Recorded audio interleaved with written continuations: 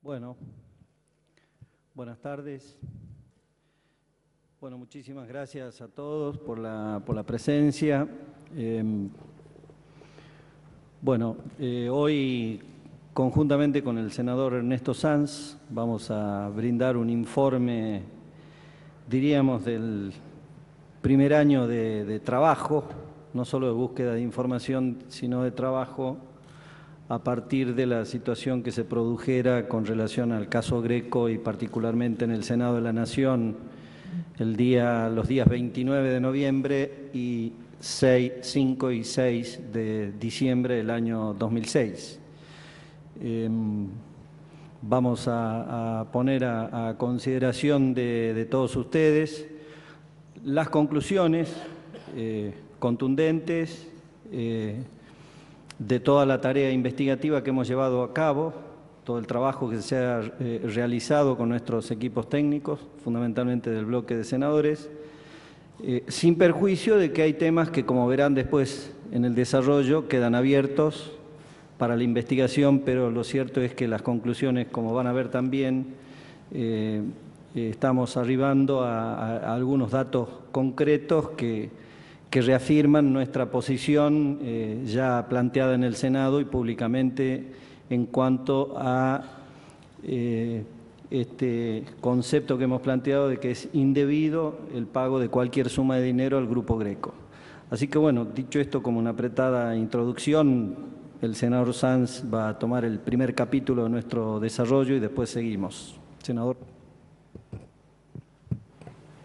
Bueno. En esta primera placa nosotros aclaramos que toda la información que vamos a contar esta tarde está contenida en expedientes administrativos, la mayoría de ellos son del Ministerio de Economía y hemos accedido a ello en virtud de un amparo judicial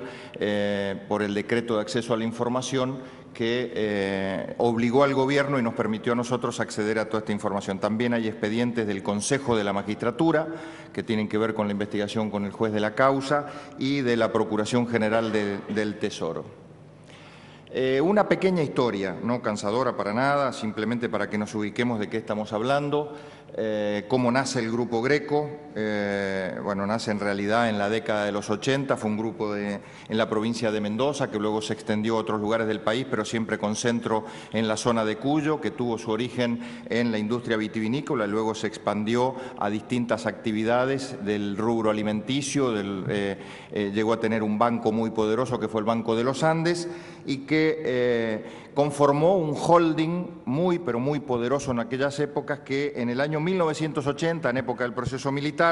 por una ley de aquella época, la 22.229, el Estado Nacional intervino, el holding, que en aquel momento eran más de 45 empresas, algunas de ellas muy famosas como Recero, Villavicencio, el propio Banco de los Andes, y luego por una ley posterior, la 22.334, se presentó el Estado judicialmente pidiendo la quiebra de todas aquellas empresas que se encontraban en cesación de pagos.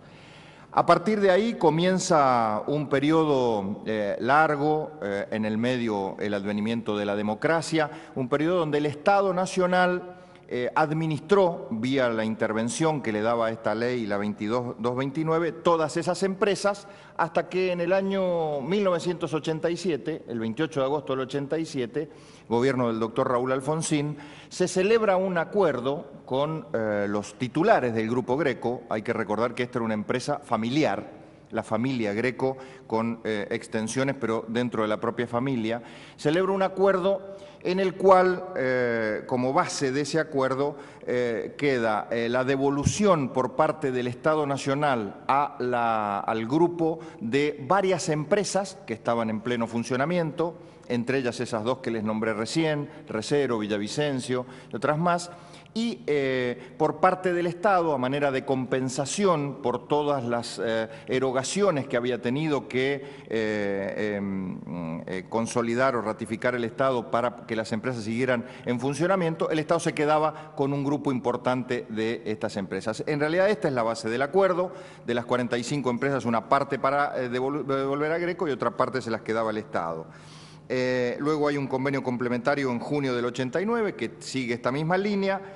Y un dato importante es que en el año 1996, fruto del incumplimiento recíproco, tanto del Estado como del Grupo Greco, o de la imposibilidad material de llevar adelante ese convenio del año 87, el grupo se presenta en la justicia pidiendo la ejecución del convenio, es decir, pidiendo que se resuelva ese convenio y desde luego desde ahí comienza una pretensión indemnizatoria que se mantuvo inalterable en el transcurso del tiempo hasta llegar al día de la fecha, es decir, siempre el grupo pidiendo un reclamo indemnizatorio.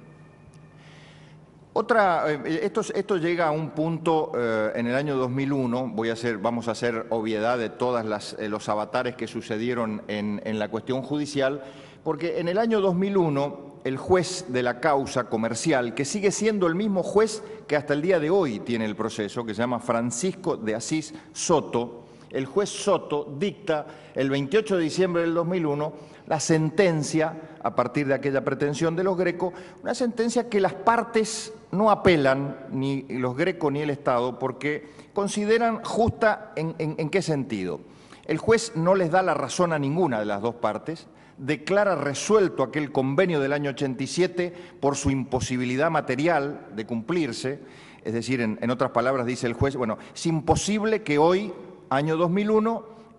yo le pueda otorgar empresas a Greco, las que se había comprometido el Estado a devolver, y otras queden en manos del Estado, porque en verdad, al año 2001, muchas de esas empresas ya ni siquiera existían, y algunas, las que quedaban en pie, ya no tenían la entidad que tenían por aquellos años del 87, cuando se hizo el convenio. Entonces, ¿qué dijo el juez? Vamos a resolver esto por vía de una etapa posterior, que es de ejecución de sentencia, en indemnización de daños y perjuicios, es decir, en dinero, para el cual las partes van a tener que demostrarse o demostrar a la justicia cuál resulta acreedora y cuál deudora. Evidentemente, después de todos estos años en donde había habido créditos y deudas para compensar.